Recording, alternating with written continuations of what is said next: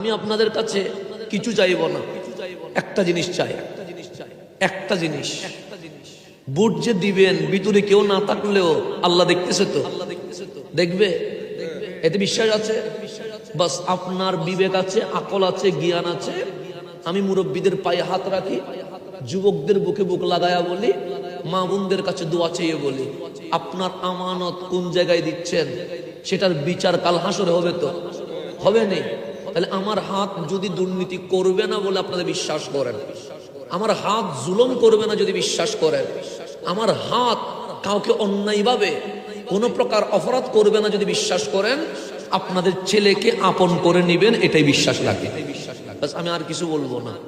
আমি আপনাদের কাছে এসেছি আমার এই যুবকদের অধিকার প্রতিষ্ঠা করার জন্য। আমি আপনাদের কাছে এসেছি আমার মুরব্বীদের অধিকার প্রতিষ্ঠা করার জন্য। আমি আপনাদের কাছে এসেছি আমার নারীর ইজ্জতের অধিকার প্রতিষ্ঠা করার জন্য। আমি আপনাদের কাছে এসেছি আমার নবীর কথা শুধু মাঠে নয় সংসদে বলার জন্য। বাস, আমি আপনাদের কাছে এতটুকু বলে যায়, আমি অনুরোধ করব না, আমি অধিকার রাখবো, আমি দাবি করব, কারণ আমার এই অধিকার আছে না নাই? আছে, আপনাদের উপর আমার অধিকার আছে, আমার দাবি আছে। ইনশাআল্লাহ আগামী